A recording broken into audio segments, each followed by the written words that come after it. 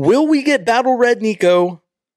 Are the Texans going to shock the world and beat the Lions? We're going to talk about all that and more on this edition of the Bullpen. To throw the punches away. He floats one wide open, and there he goes. Touchdown for a Texan touchdown.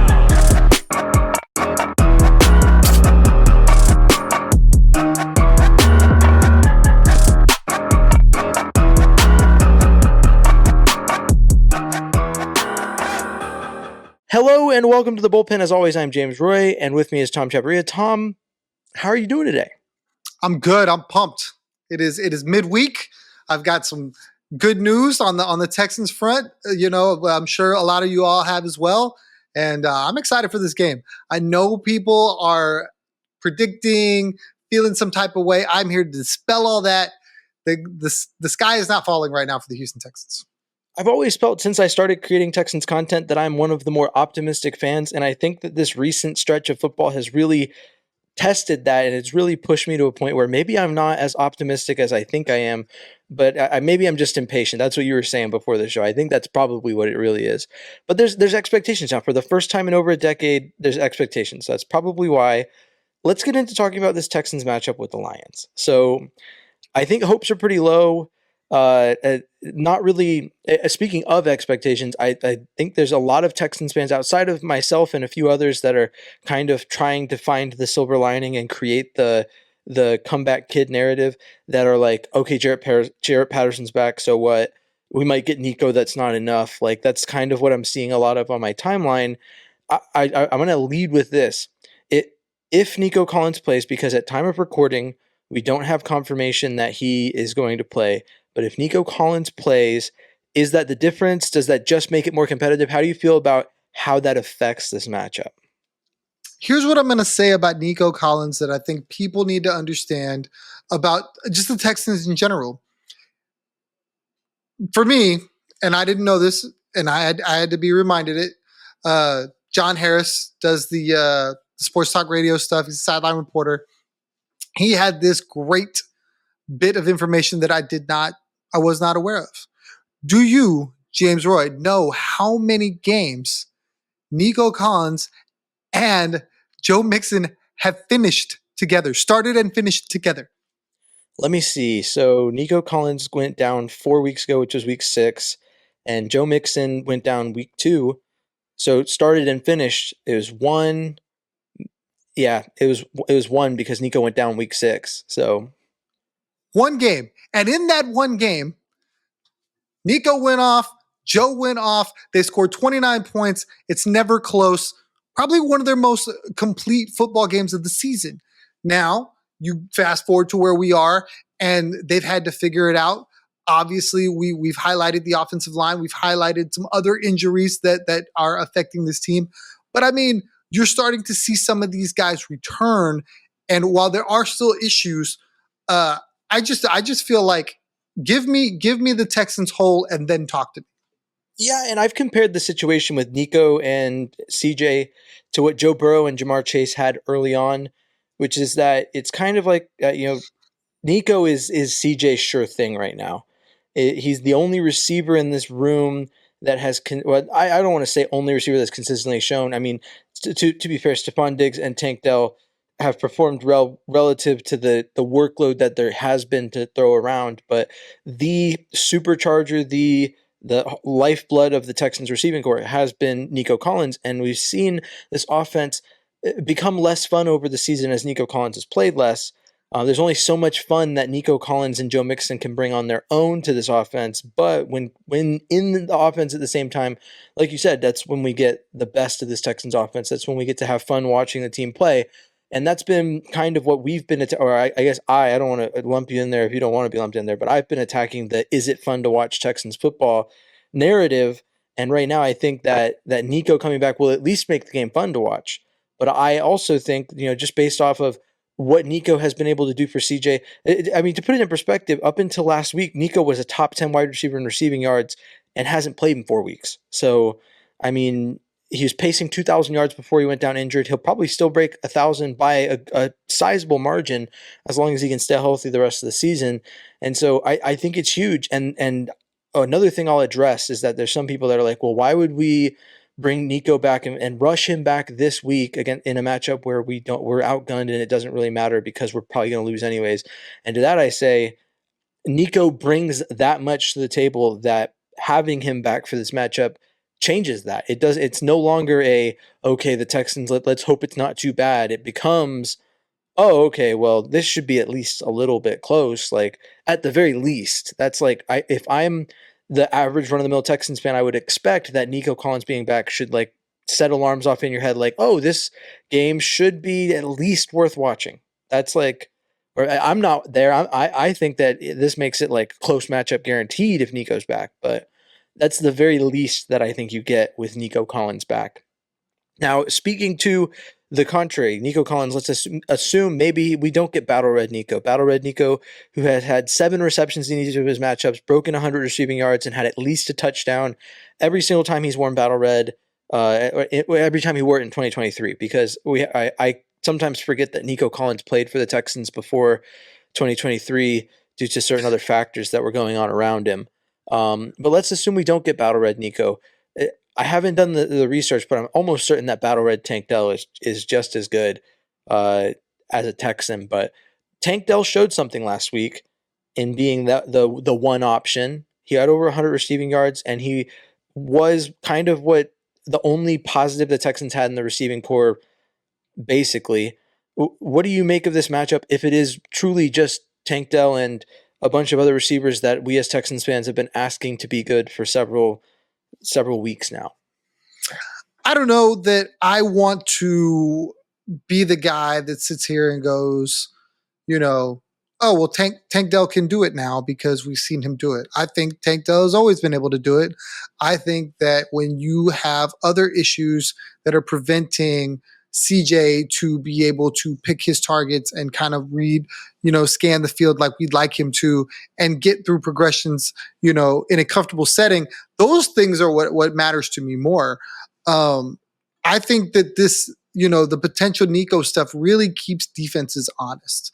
When you can't load up a box, you can't rush everybody because he's a guy that can make a play in the middle of the field and run away from you. Tank can do that too. We saw that last week. I do believe that there is as you add these weapons in, you're able to then, give CJ time for fear of getting burnt on a big play or a game-breaking play. So to me, it allows the Texans to be more balanced and really just have an ability to give CJ the time he needs to be the guy that we think he is. I'm really just excited about this game because for me, take the Battle Red and all that other. For me, the Texans, for what I've seen them as a DeMeco Ryans football team, they play up to the level and they play down to the level. Now, if people don't see that, and it's probably because they're in their feelings a little bit. But when you watch the Texans play, they absolutely get up to play teams that are perceived to be the bar, the measuring stick. I think this defense, provided that, it's healthy, I think it's starting to get there. The linebacking core is starting to get there. We're talking about some of the other guys that I'm sure you'll mention here in a little bit. This defense is Super Bowl caliber, in my opinion. So as fantastic as Detroit is, and they are, this is probably the best defense they're going to see to this point. And when you put that into perspective in your building in a primetime setting, I can't wait. I think you're going to get a motivated team. Do you know that the Texans have only ever lost under DeMeco Ryans back-to-back once? And that was like week 2. So he coaches these guys up after a loss. He uses those as teaching moments, and they really go in with their hair on fire, and they just play better. So for everybody that just sees the runaway train that is the Detroit Lions and just think that they can't be played with, they're not undefeated. You know what I mean? And the irony of that is the undefeated team has looked more vulnerable than the Lions. So the Any Given Sunday thing really is a deal. I really feel like the Texans have the tools they need to go in and get a win against this Detroit team. And I look forward to talking about, even if that doesn't happen, how I'm still jazzed about this team based on where they're situated right now. Yeah, I mean, sitting at 6-4 after this matchup would not be the worst place this team could have been based off their schedule so far, considering the things that happened. But to answer the question posed about this receiving core without Nico, one, it's hard to do that without talking about 2023. This team was asked to perform without Nico and came through.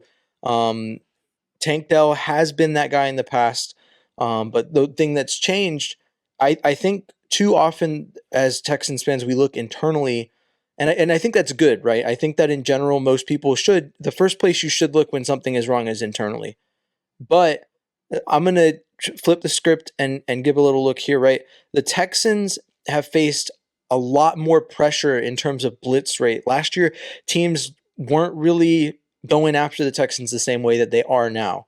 So the Texans have faced a higher blitz rate, and they faced just a problem with the offensive line where the offensive line is not being able to cover, which is more of an inward look. But looking at the other teams and the blitz rate, this is the lowest blitz rate team in the entire league. The Lions, simply put, just don't really send a lot of help when pressuring the quarterback. And I'd probably chalk a lot of that up to Aiden Hutchinson. They did trade for that one defensive end from the Browns. So that this is going to be the first game that we get a look at that because that was right at the trade deadline. Um, but looking at it, that's something that gives me hope in this matchup too, is the fact that this Detroit defense probably isn't going to be putting as much effort into blitzing and applying pressure in that way, which has been something that has really kind of thrown a wrench in this Texans offense. So even without Nico, I would suspect that we might see a better performance from our receivers just because CJ will likely not get beat up early on and then have his internal clock thrown off so much that a clean pocket is not something he can throw from. So, yeah, I mean, I feel pretty good about this team going into the game more better than I thought I would without Nico, but I definitely think Nico is the game changer. Don't get it twisted. Nico, I would say needs to play for this team to have a legitimate chance at beating the Lions. And I'd love to be wrong on that. I would love if Nico, didn't play and the Texans still won. That would be great. But that's just kind of where I'm at on that. Now, I brought up the trade deadline briefly, and it's kind of hard to get through a discussion about the Texans offense without talking about that. And we'll talk about it on the defensive side too. But one last question on offense before we kind of flip the script, if you will. But this Texans team didn't really address the offensive line in the trade market, which is kind of to be expected. I mean, it was a long shot to expect a team to want to trade any part of their interior O-line that's worth having at the trade deadline. Not a lot of leverage. You can't really get your best return, and interior offensive linemen that perform at that high level are not, you know, they're not a dime a dozen. They're hard to come by. So the Texans addressed it by signing some practice squad guards and a tackle that they claimed off waivers from the Patriots. With what they've added and with what's going away with Kenyon Green being out for the season and with Jarrett Patterson coming back, how do you feel about this Texans offensive line? What do you kind of expect to see from them in what could be a pretty tough matchup even without the blitz rate? First, to speak to the trade deadline, I know people wanted every trade to be made. The Texans saw other teams make moves, and they were like, well, I want my team to make moves.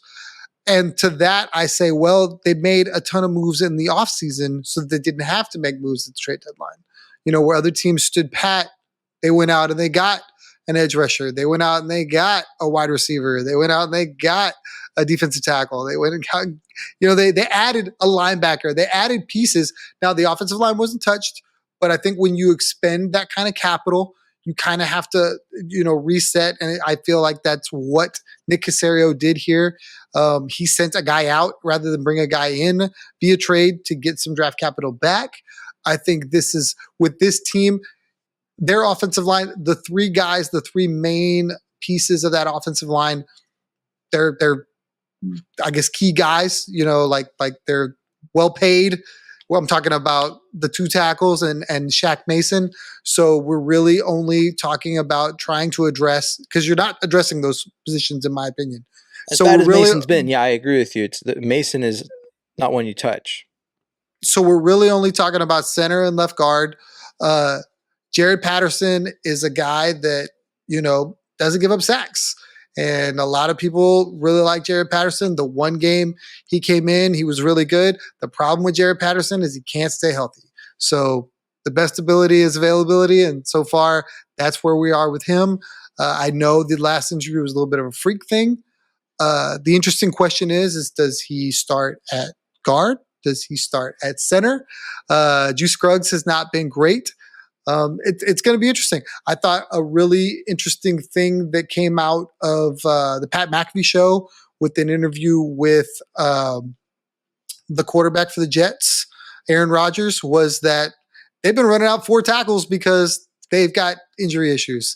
So, while the Texans have not really pushed Fisher into guard duty, they just haven't really done that. Other teams are doing that. Maybe that's a way to address it. Kendrick Green, he got beat up last game. They gave up a ton of sacks last game. Just really going to have to see how they address it with the Lions. I think this is a good spot for them to get right once they get through the Lions, because the next 3 teams they're going to face are not the scariest 3 teams on the schedule. And that's where I think I'm looking forward to. The Lions game presents a lot of challenges, both offensively and defensively. If the offensive line does their job, the Texans are going to be right there at the end of the game, I promise. And if the offensive line struggles, well, then maybe there's a crooked number hung on the Texans. I'm really interested to see how they perform coming off this loss. D'Amico's going to be fired up. 2 defensive head coaches in Dan Campbell and D'Amico Ryans. I think there's going to be a chess game there. And I truly believe you're probably going to get a better version of the Texans offense this week than you have in the last 2 or 3 weeks. Yeah, and to speak to that, it's amazing the position the Texans are in, because even with a loss this week, they could be a 9-win team going into the bye week and coming into what's probably the toughest stretch of the season.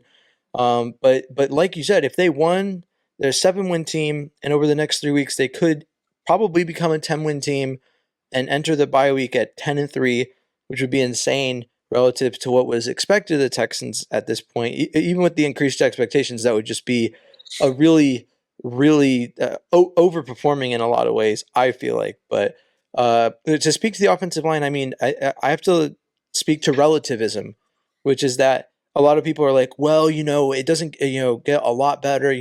Kendrick Green didn't do very well either. And to that, I say this. And I only reference the PFF scores as a metric for how much better.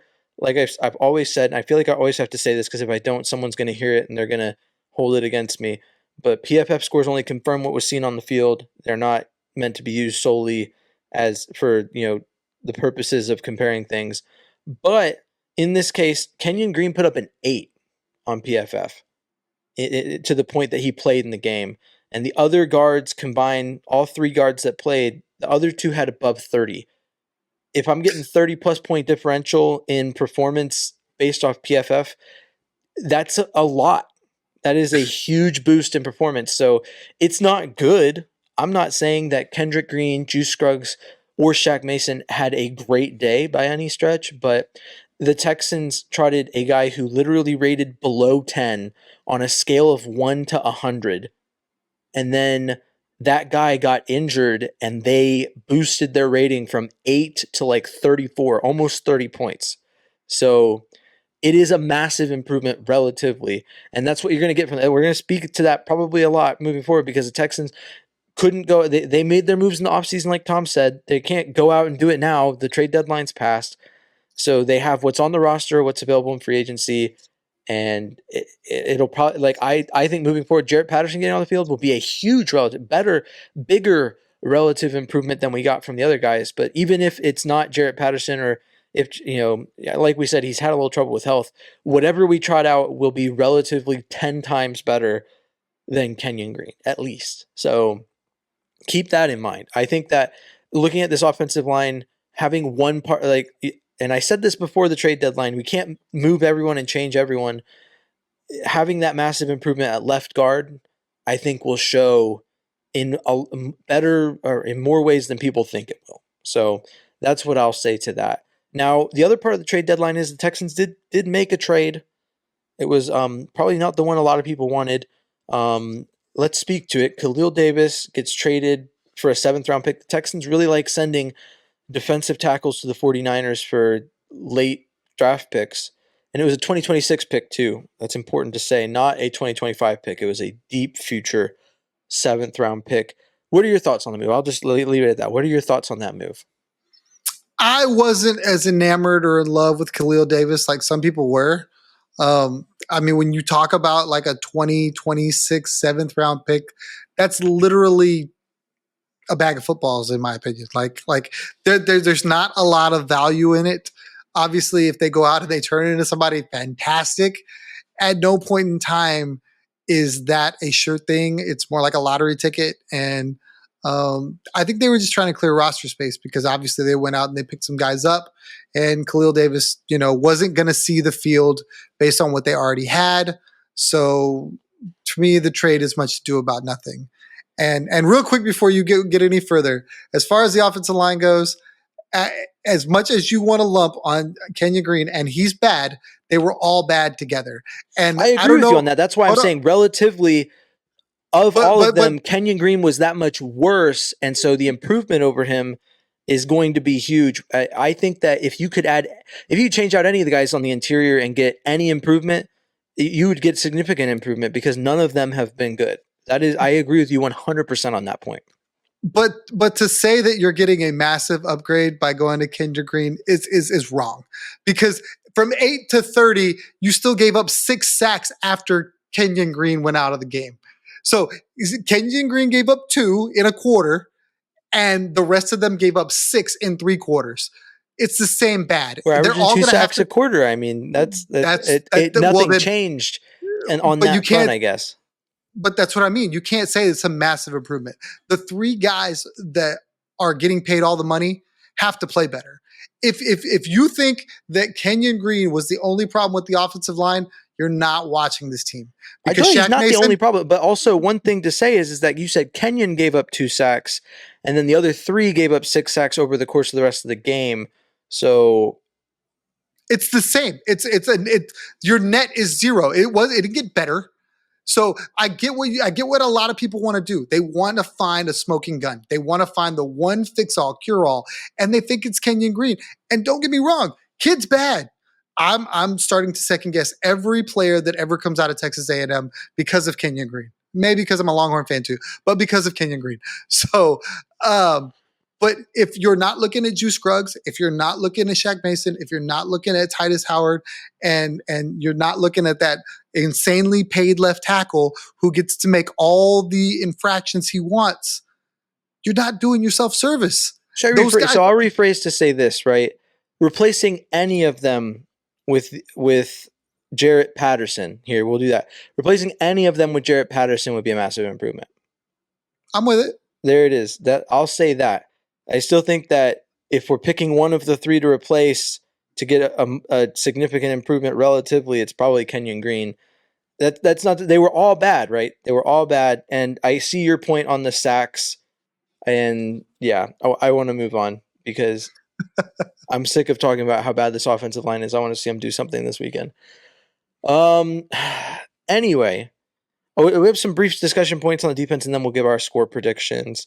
Azeez Al-Shaair, Jimmy Ward are back. A lot of the defensive line is on the injury report. We're expecting Jerry Hughes to come back, and Jeff Okudah, who are both full participants in practice, I believe. What are your thoughts on availability? Who's there? We've already said Super Bowl caliber defense, and Christian Harris doesn't come back until week 15, which has been officially reported.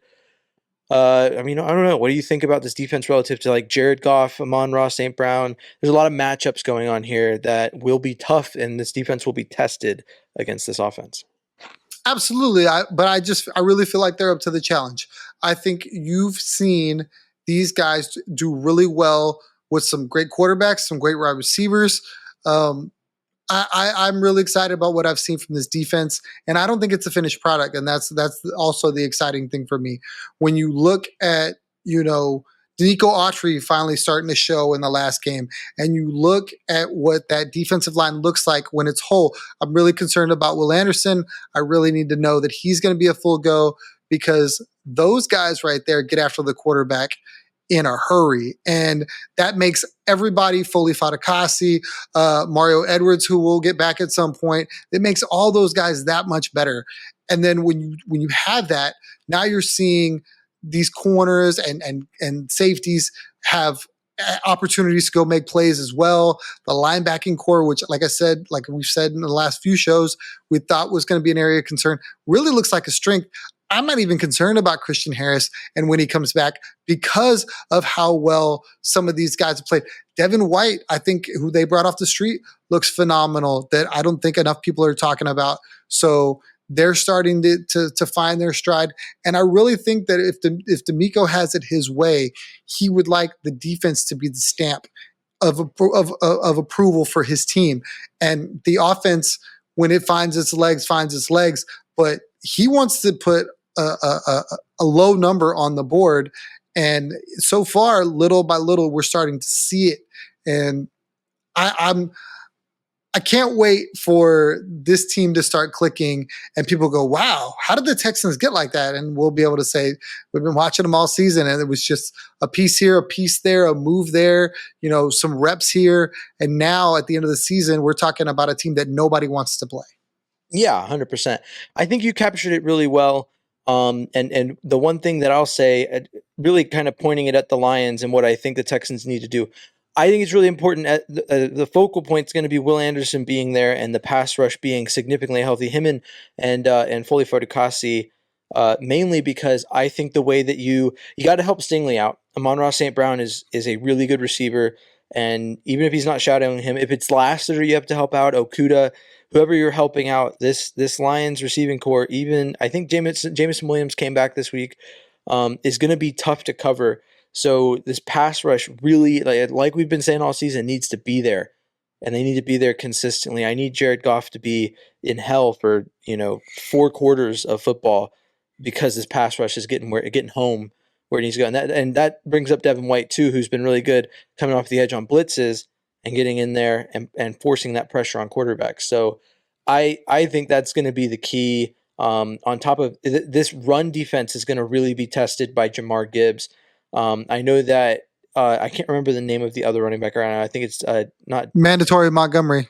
Yeah, David Montgomery. There we go. I almost said David Johnson, and I stopped myself because I didn't want to get. And I just did it anyways. Congratulations, you now have PTSD. But I didn't want to give PTSD to all Texans fans listening. But anyways, I think that's going to be a tough test for this defense too. Is going to be, can they really stop the run? Because Jamar Gibbs has a set of wheels on him, and David Montgomery puts up his numbers too. It's a two-headed monster that's really hard to beat. But on that note, let's talk score predictions. Let's see what you got. I told you early in the week, I'm pretty sure I'm going to move towards predicting losses until the Texans move. Otherwise, I'm still not sure on that yet. But we'll see. I want to hear what your score prediction is. It's really going to shape what I'm going to say. So I don't know why you and some of the other fans feel the way they do. This team has been really good, all things considered. We talk about the guys that they're missing, the guys that they got. I'm going to assume that Nico Collins plays. I think that matters because 100%. The offense is totally different when you have Nico Collins out there. There's another guy that they have to pull away from the line. You really have to respect what Nico can do. And then you saw Tank Dell last week, so they're circling him on their chalkboard, going, okay, this is a guy that we can't let beat us either. He's back. So for me, I really feel like the fact that they don't blitz a lot means that the offense is going to be able to score. Detroit's really good, man. But I just, part of me wanted to give you this like 31-27 score that I've had in my brain. I feel like it's going to be a close game. I really do think it's going to be competitive. And I think you're going to get a Texan team that'll have a lead at some point. And people are going to be like, oh my God, well, they were beating the Lions. And, that'll be the talking point. I am going to be very unbiased, or I'm going to try to be unbiased and say that the Lions will win. I don't think it's not that I don't have faith in this team. It's not that I want people to go, oh, they thought what we thought. No, I don't. I don't believe they're unwatchable. No, I don't believe they're untalented. I think every team has struggles throughout the season, and how they manage it and how they get through games determines what kind of team they are at the end of the year. This was going to be a really good game. I really think it's going to be back and forth. I think we're going to get a 28-24 Lions win. It's going to take everything. The Lions are going to have to withstand some Texans runs late. They're going to have to put up some points. I think they do just enough. And both teams come out of this with a healthy respect for what each team can do. And they talk about it as, like a potential Super Bowl preview. All right. I like that. I'm going to take a page out of the Tom playbook from the Green Bay game. But before I say it, important to note that this will be the first time all season, week 10, that both Tom and I have not taken the Texans to win. I have taken the Texans to win every week prior to this, and Tom has only taken them to lose against the Packers, which he was right about. It's another NFC North matchup. I'm going to go 24-21. I'm going to go in favor of the Lions, and that's because I think it's whoever has the ball last. And I think that it'll probably shake out to where the line. I probably go similar to the Packers game, I think. And once again, to reiterate, I'm going to assume the same as Tom that Nico plays, and that's what makes it a close game. If Nico didn't play, my score prediction would probably be a little bit different. But with that, I guess I don't really have a storybook ending. Maybe a silver lining. That's what we'll do here. It's so rare that I don't take the Texans to win. That I didn't really have like a segment or a bit for what it is when my score prediction isn't them winning. But we'll go with the silver lining. The silver lining here is going to be that not only does Nico come back, but Nico lights it up and Tank Dell. That's what will come away from this game. Both Nico and Tank will light it up because CJ will have the protection because Jarrett Patterson is back and his play at left guard will be a difference maker. I'm not going to say CJ is not going to face pressure because like Tom and I both agree on, Juice Scruggs and Shaq Mason, not great. And CJ will have to navigate that. But Jarrett Patterson's presence will significantly boost this offensive line, leading to great games from both Tank and Nico. CJ goes for 300. That's my silver lining in a loss to the Packers or to the Lions. Sorry, I get mixed up. But yeah, on that note, Tom, do you have anything else to say before we kind of bring this thing to a close? For all the people that will be very, very down in the dumps if this team does lose to Detroit, I would like to point something out because I think it's very important. And I think in a season in which, expectations are high and everybody thinks Super Bowl, and you should, and you still can, but a team that will be 6-4 if the Lions come in and get a win, will be like, oh, I'm out. See me next season, whatever. They didn't make any moves at the trade deadline. I'm out. Because there will be people like that. The Texans at the same point in time last year were 6-4. They made a run to the playoffs, won 10 games. Everybody knows the history.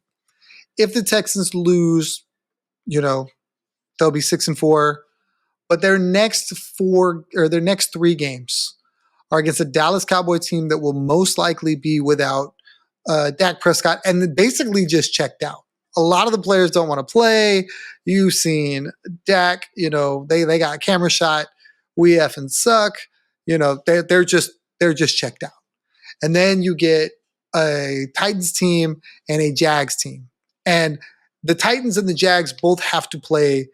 I think they both have to play the Lions. And I think they also have to play the Bills coming up. So there's a very real scenario. The Texans go 3-1 over the next 4 games. They will have clinched the division by the bye week. That's insane. And the gauntlet that we talk about at the end of the season, play it if you want to. The You're division will be done. At that point, you're playing with something to prove instead of for the sake of making the playoffs. I think it changes the pressure, right? Because it's more about, I don't want to say vanity. That's probably not the right word. But like as a team who has been pitched as a Super Bowl contender, the two of those teams are teams that you're going to have to beat to make the Super Bowl. And so how you perform in those games will shape how people view you as a Super Bowl contender, just as much as this one, which is a game that if Nico plays, is going to be one that has it in people's minds how a Super Bowl matchup could look like if the Texans can show up. And so I agree with you on that point. It is it's wild to think about it, but this Texans team could very well enter the bye week with certainly making our record prediction, which was 10 to 11 wins, and possibly more. I mean, they're still very much in play for a 2 or 3 seed. I think right now they're sitting at the 4 seed because the Steelers have been playing above where you would expect them to, and yeah, I mean, just generally speaking, one loss against the Jets had a huge impact on that. But I do have faith in this Texans team. I've put the Super Bowl discussions on pause for a second. This matchup's going to heavily affect how I view that. I think this team could still enter the bye week at 9 wins, and I'd still be maybe a little cautious. And one thing that I'll note before we bring it to a close is that if the Texans win against the Titans and Jaguars, they'll have 5 wins against the division and 4 wins outside of the division. And then if they struggle the rest of the season and maybe only beat the Titans to get to 10 wins, 6 of their 10 wins would be divisional wins, which is not a strong Rolodex of wins to have, in my opinion. But maybe that's just me. I'd love to see them turn it on in the playoffs like the Giants did when they went and beat the undefeated Patriots. That's what matters, is being able to turn it on when the lights shine bright. So, I mean, pretty wins, ugly wins. I've always been one to believe that it matters all that matters is the final score in the big games. I just also like to analyze how likely it is the final score of those big games is going to go well based off of how you performed throughout the season. So I know that I don't come across as someone who is a win, but I do see it that way. At the end of the day, I'm analytical. So I guess that's all. I'll get off my soapbox and stop talking about it. This has been The Bullpen. I have been James Roy, and you can find me at James Roy NFL on Twitter and at M1 Texans Fan on Instagram. Tom is at Third Coast Tom on Twitter and at TC Tom1 on Instagram. You can find The Bullpen at The Bullpen Cast on Instagram. You can do it on Twitter too, but not a lot going on that page. And yeah, thanks for tuning in. One last plug for my subscriber giveaway on Instagram. We're giving away a Texans, the secondary H logo hat. It's a snapback. I found it online. It looks pretty sick with the H-Town blue brim and the H-Town blue H. I think it looks pretty cool. All you got to do is sign up for my subscription on Instagram, 99 cents a month, entered to win Texans gear giveaways every month. And with that, yeah, thanks again for tuning in. As always, stay classy, Houston, and vamos Texans. Thanks for tuning in to The Bullpen, a Texans podcast. Please like, comment, subscribe, and follow along for more Texans talk from The Bullpen.